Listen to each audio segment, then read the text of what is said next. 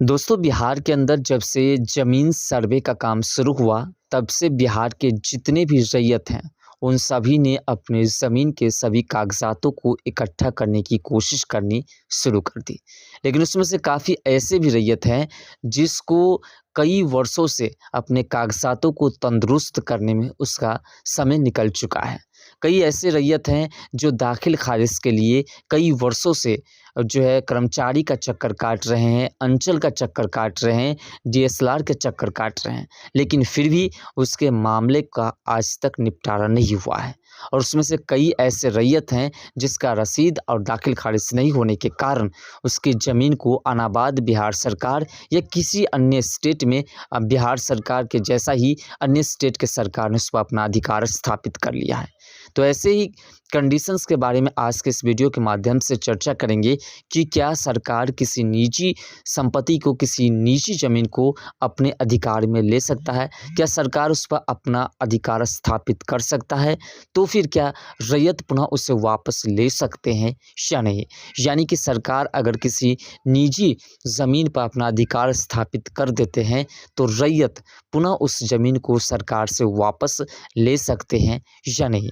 ऐसे ही मामला है मदन मोहन मिश्रा का। आज हम मदन मोहन मिश्रा के माध्यम से सभी कहानी को डिटेल्स में समझेंगे। सुप्रीम कोर्ट की 9 जजों की बेंच ने इस पर फैसला सुनाई है। ये कहाँ की रीत है कि जागे कोई और सोए, रात सबकी है, तो सबको नींद आनी चाहिए। ये शायर मदन मोहन मिश्रा का यह शेर 30 साल पुराने एक मामले को समझने में कुछ मदद कर सकता है, जो भारत में सामाजिक न्याय और निजी संपत्ति पर सरकार का अधिकार किस कदर है, इससे जुड़े दशकों पुराने विवाद की दशा और दिशा तय करेगा। इस पर सुप्रीम कोर्ट अगले हफ्ते से पहले फैसला सुना सकता है। मामला है निजी संपत्ति पर सरकार के अधिकार का। मदन मोहन के शेर की रोशनी में कहे तो सवाल है कि क्या रात पर सभी का हक समान रूप से है, या एक की नींद इतनी सरपड़ी है कि दूसरा जाग रहा हो या सो रहा हो, इससे कोई फर्क नहीं पड़ता। शेर ने क्या मामला और उलझ दिया है, ऐसे भी हम समझेंगे। देखिए, दरअसल बात है कि हम मामला ये समझा रहे हैं कि रात जो है, उस रात पर सबका अधिकार है। ऐसा नहीं कि कोई सोए और कोई जागे रहे, सबका अधिकार है। ऐसे ही कुछ मामला है कि ज़मीन का अधिकार जो रैयत है उसके पास है।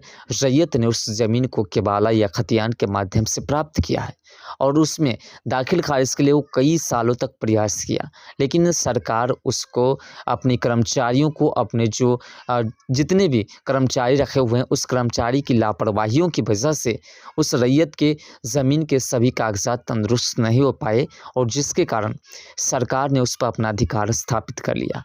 तो इसमें रैयत की कहाँ से क्या गलती है, आज के इस वीडियो में इस पर भी चर्चा करेंगे। सवाल ये कि किसी व्यक्ति या समुदाय की निजी संपत्ति को समाज की भलाई के लिए सरकार अपने नियंत्रण में ले सकती है या नहीं। Chief justice D.Y.. चंद्रचूड़ की अगुवाई वाली 9 जजों की बेंच इस पर सुनवाई पूरी कर चुकी है। चूँकि जस्टिस चंद्रचूड़ 10 नवंबर को रिटायर होने वाले हैं, फैसला कभी भी आ सकता है। भारत में असमानता का आलम है। 2023 में ऑक्सफैम की आई एक रिपोर्ट्स की माने तो भारत के टॉप 5% लोगों के पास देश की कुल संपत्ति का कम से कम 60% हिस्सा था, जबकि न्यूनतम में गुजर बसर कर रही भारत की 50% आबादी देश की महज 3% संपत्ति के साथ जिंदगी की जो है जद्दोजहद को मजबूर हो चुके हैं। निजी संपत्ति भी समाज की ही है, ये बात आप भी जानते हैं। असमानता की इसी खाई को पाटने के सवाल पर लोकसभा चुनाव में जिस वक्त भाजपा और कांग्रेस बहस कर रहे थे, सुप्रीम कोर्ट के 9 जजों की संवैधानिक पीठ इस सवाल पर जो है माथापच्ची कर रही थी कि क्या किसी की निजी संपत्ति को कब्जे में लेकर सरकार उसे ज़रूरतमंद लोगों में बांट सकती है। संविधान का अनुच्छेद 39 इस विवाद की जड़ में है। अदालत की अलग अलग बेंच इसी अनुच्छेद की व्याख्या में उलझी रहती है। दरअसल 39B संविधान के चौथे भाग में आता है। संविधान का यह हिस्सा DPSP यानी कि directive principle of state policy यानी नीति निर्देशक तत्व कहलाता है। जैसा कि नाम ही से स्पष्ट है कि DPSP में कही गई बातों को लागू करने के लिए सरकार बाध्य नहीं है। ये महज इशारा है जिसे ध्यान में रखकर के नीति बनाने की अपेक्षा संविधान को है। 19वीं में कहा गया है कि राज्य ऐसी नीति बनाए जिससे संसाधनों के स्वामित्व और नियंत्रण का बंटवारा कुछ इस तरह हो कि उससे आम लोगों की भलाई अधिक से अधिक हो सके। यानी कि 39B जो संविधान के जो पाठ हैं उसमें स्पष्ट तौर पर कही गई है कि किसी भी संपत्ति को इस प्रकार से जो है वितरण में लाया जाए, इस प्रकार से उपयोग में लाया जाए जिससे कि सभी व्यक्ति की अच्छी तरीके से भलाई हो सके। करीब 5 दशक से 39वीं की व्याख्या का एक पहलू उलझा हुआ है और वो है कि कौन सी चीज़ समुदाय का संसाधन है और कौन क्या नहीं है। 1977 में सुप्रीम कोर्ट इस सिलसिले में एक महत्वपूर्ण फैसला सुनाया।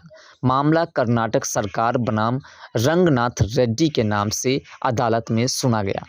7 जजों की पीठ ने 4-3 के बहुमत से यह फैसला सुनाया कि निजी संसाधन या आसान लफ्ज़ों में कहे तो निजी संपत्ति को समुदाय का संसाधन नहीं माना जा सकता है। इस फैसले से जिन 3 जजों को आपत्ति थी उनमें से एक जस्टिस कृष्णा अय्यर थे, अब रिटायर है।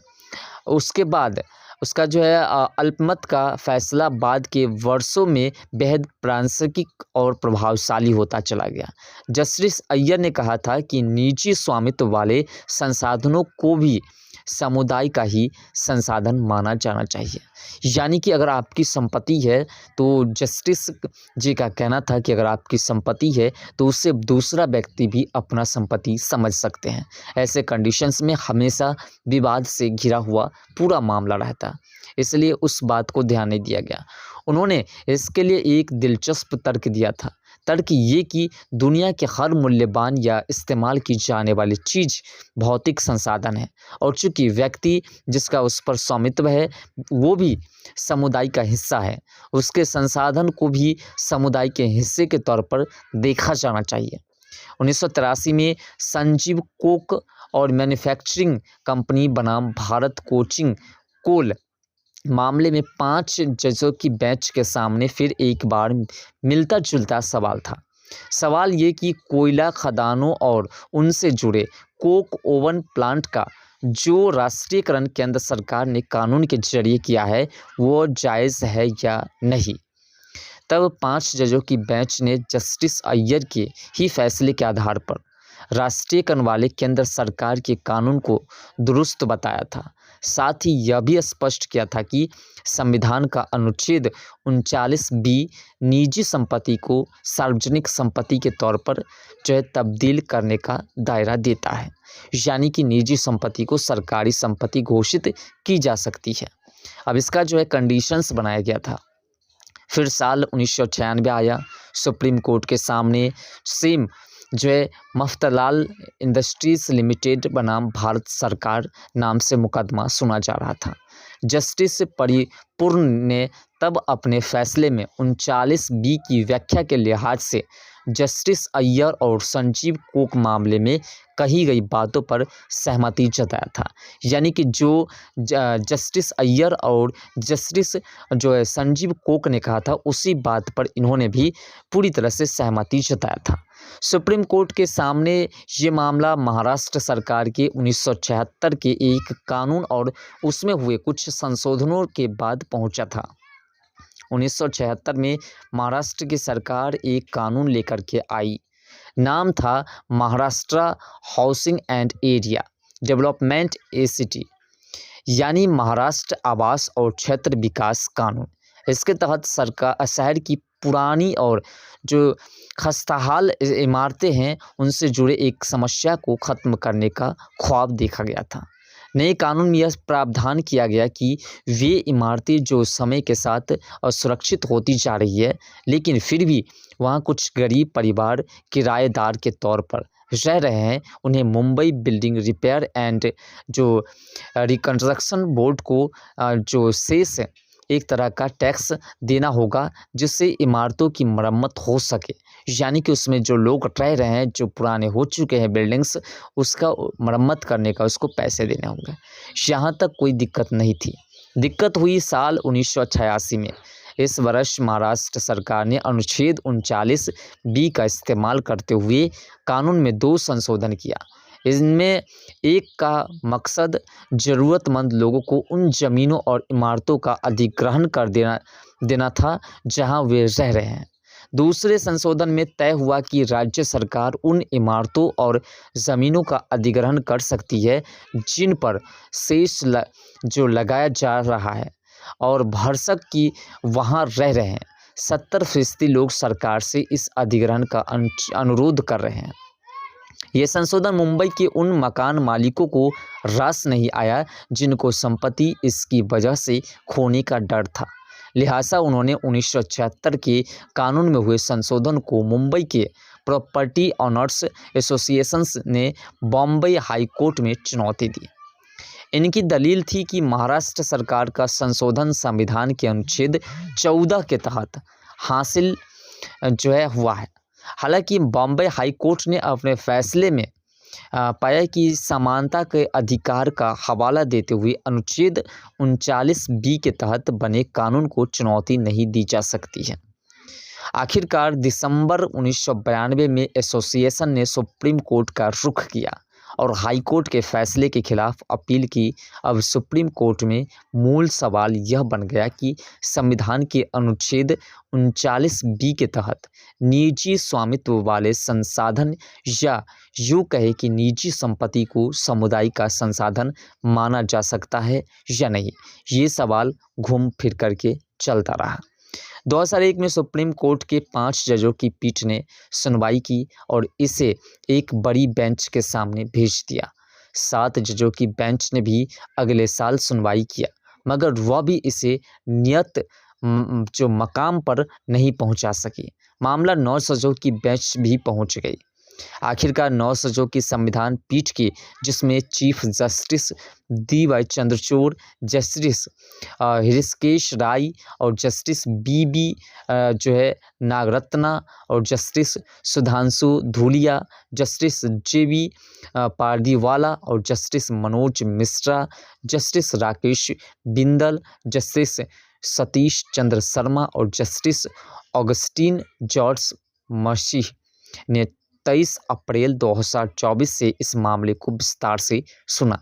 1 मई को 5 दिन की सुनवाई के बाद फैसला सुरक्षित रख दिया।